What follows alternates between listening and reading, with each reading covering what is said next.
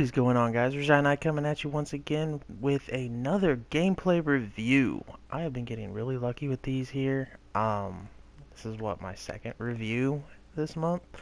This time we are reviewing the PlanetSide 2 closed beta for the PlayStation 4.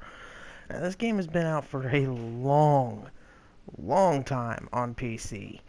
But they are finally bringing it to console, and as you can see, it looks good. Um, the walking, as you can see, it looks really choppy. I can't tell if this is a lag thing or if this is just by design of the game. But walking forward seems really laggy. Now, when you sprint forward, it does seem to be a lot smoother, so that makes me think that maybe it's supposed to be that way. Gunplay is amazing for this, hands down. I love the gunplay. The weapons actually feel like you're firing something except for the sniper rifle. I am not fond of the beginning sniper rifle, at least. I didn't spend too much time with the game. I've been spending a lot of time with ESO trying to get everything going with that, so haven't really spent a whole lot of time on this.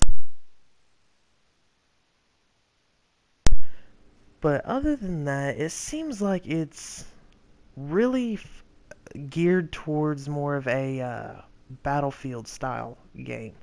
There's vehicles, air and ground vehicles, huge map, just an absolutely unbelievably huge map.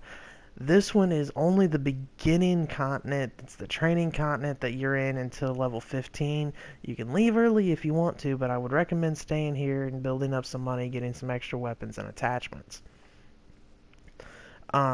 Actually figuring out where the enemies were was a real problem for me. You do have the mini-map, but there's 3 factions in the game, and each faction is represented by a color. And, of course, you also have your squad. Now, your squad is green, and your friendly color is whatever color your faction is. So, I'm in the purple faction, and yes, I know it seems a little strange for a guy to be in the purple faction, but went ahead and chose that just because my wife thought it looked cool. So I chose the purple faction, and all of your friendlies are purple. And then, of course, you have yellow enemies, you have reds, you have blues, and it was just really getting confusing trying to figure out exactly who the enemies were. And actually, through most of this gameplay here, I wasn't even able to do anything until I got into the turret, just because the movements alone were really starting to bug me. But overall gameplay is solid. I will give it that. As far as issues with the game, we did find 2 issues. One I thought was pretty big for me personally, but the other one was absolutely devastating to how the game is going to come, or how it's going to be received if it doesn't get fixed. So the first problem that I had was lag. It seemed like lag was rampant. And normally I would suspect that the lag was on my end because my internet does lag out quite often. But everyone in my area, everyone that was around me, was talking about the lag and how horrible it was, how they could barely move, how they could barely shoot or do anything. So it wasn't just me in this circumstance. It was everyone that was in the area was lagging, at least for my team. So that was definitely devastating for my experience here on this first playthrough. But the big one that we encountered, a friend who had actually told me that this was on the PlayStation Store. We were going to play together, and he had done a little bit of it, but not a whole lot. So he was only level 3, and I'd actually gotten up to level 5 in this little battle here. But he decided that he was going to go ahead and jump on with me, so we tried squatting up. Now, because there's 3 factions, and because each faction has a slew of servers to choose from, the servers are always the same, it's just where you're going to be for it, we figured that maybe we would just have to create a new faction. But I didn't want him to start over, so I went ahead and created a new character on his, and we couldn't see each other. We actually had a really hard time getting even into the same squad. In order to get into the same squad, we ended up having to go to the invite player thing, type in their PSN ID, And it was just a lot to go through considering there actually is an option to click on your friends on the in-game list and click invite to squad. It wouldn't send an invite. So we finally started getting into the same squad, and we couldn't see each other. We were on the same server, we were in the same faction, and it said that we were in the same squad, but we couldn't see each other. And that just absolutely broke it to me because this is definitely a team-oriented game, capturing objectives, especially with such a large map. You have pretty large squads. I don't remember what the cap was exactly, but I know that I saw some pretty big squads, like 6-man squads and stuff. So it's perfectly possible to attack one of these large areas from different areas. And if you can't see each other, you don't know that you're on the same area because he was seeing different people than I was seeing. But we had chose the same server, it said we were on the same server, but we weren't in the same instance on that server. So that is definitely something that they're going to have to fix if they want this game to be received well on console. Really, other than that, though, other than that little social aspect, we did try it in different factions, so it wasn't just a one-time fluke where he had started before me. We created a character at the same time in the same faction, chose the same server, went in at the same time, and it still didn't work. But the other issue I had was server connection, and of course this is a beta, and I cannot stress that enough. This is a beta review. This is not the full game. It's not like they've released it and this is what we're getting and don't buy it. Because even when it is released, even if they had released in this state, this is a free-to-play. So I think it's more acceptable for a free-to-play to have more bugs because they don't have the funding that they can go off of for pre-orders and things like that to cover these bugs. They have to wait till the game comes out and they start getting money in.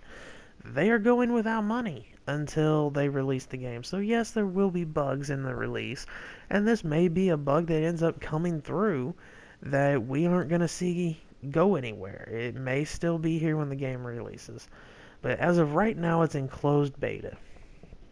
So I'm not knocking the game for its bugs, because all things considered, those are fairly minor to the gameplay. The lag was annoying, but again, it could have just been in a situation where the server was getting full. Our area just had so many people on it that the servers were having a hard time keeping up. It was during peak hours, so that could have been another issue. But all in all, solid gameplay, solid gunplay. The weapons are pretty interesting. This is futuristic, if you couldn't tell, which you should be able to tell because I don't think we have any guns quite like this. So it's more of that sci-fi shooter, but you are going up against people. You're not going up against aliens and stuff like that. It's more of a military shooter, but it's 3 different factions. One other thing I do need to mention about this, though, is you'll notice there's no ticket counter. There is one little timer underneath where my mission, defend, control console is at. But other than that, there's no timers or anything else. And that's because a battle never actually ends.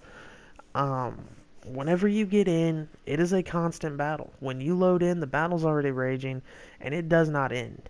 So when you load out, the battle's still going. And I think this is an interesting way of approaching the game. It definitely makes you feel as though it's an ongoing fight. Whereas with a game like Battlefield or Call of Duty, you tend to feel as though each round individually doesn't really matter. Even in tournament play and stuff like this, I don't see how they would do tournament play like this if there's maybe different game modes or anything. Right now, this is all we have. If there's different game modes, I could see tournaments being held and clans coming into it and everything. But right now, there's no clan function. There is area chat. And, of course, you can have your squad chat. You could be in party chat on PlayStation 4.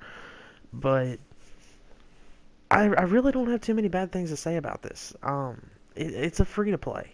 So I find it far more acceptable for a free-to-play to have a few bugs here and there that don't necessarily kill the game, just make it a little difficult to play. But it's a far sight better than spending $60 on a game that you then have to wait to be patched and fixed and everything. If you do want to try the game out for yourself, and I do encourage you to try the game out, don't just rely on me. I do encourage you to go out there and test them for yourself. Go to other sources. Every review I do is just my opinion. It's just my take based on my experience with the gaming industry and the games in general. I have been playing games for many, many years. I'm 26 years old now. I remember when the PlayStation 1 first came out, and I was gaming before then. I started out back when, the Sega was around, this, Super Nintendo, and Game Gear was probably, I think, my first console. I loved my Game Gear. Sega Game Gear, for those of you who don't know, it was a big honking handheld, about the size of an iPad, but it weighed more. It was really bulky. It used cartridges, but it was okay for a little mobile thing. You had to put batteries in it, just like the old Game Boys and everything. But I do have extensive experience with gaming. I've been gaming pretty well my whole life, and the only thing that's really changed is the types of games that I play. But you can see here I'm really starting to lag out, and this is what I was talking about. It gets really annoying. You're having a hard time getting your mark cursor on people. So I think a few of my deaths here were attributed to lag, but I don't like saying it because I could always say it's lag and it'll not be lag. But anyways, definitely go to other sources, look at other reviews. The game has been out on PC, but I don't recommend going to the PC community to ask them about the game. Try to find console reviews because games change depending on if it's console or PC. Some features aren't there, some are. So, some maybe they've added something into this version that wasn't in the PC version. So, definitely go to other places, but if you want to try it out, it is free on the PlayStation Store right now. Um, Go down to the demos section and you'll be able to find it. It's not a very big download. I believe the full game was right around 4 gigs, just under 4 gigs, and it has like a 2 gig update, so a grand total of 6 gigabytes of memory is going to be used. It's not a big file, but it's definitely not just something you can snub your nose at. Check your memory before you do it because not everybody's going to have that 6 gigs. But that's going to do it for this video, guys. I definitely recommend giving this game a shot, especially if you're a Battlefield fan and you were a little let down by Hardline. Definitely give this a shot because I was let down by Hardline. I'm a big Battlefield fan, and I actually really like this. I think once it gets polished up a little bit, it's going to be a mainstay. This is the first free-to-play Battlefield-esque game that we've gotten, and I think it's a worthy addition to the free-to-play industry. So definitely give it a shot if you want to try it out. But that's going to do it for this video, guys. I'm going to try to keep it under 15 minutes this time. So don't forget to like, comment, and subscribe. If you have any questions, as always, leave them in the comment section below. I do my best to answer everybody's comment with facts or my opinions when asked. So definitely leave any questions you have in the comment section. I will get back to you as soon as I can. But until next time, I will see you guys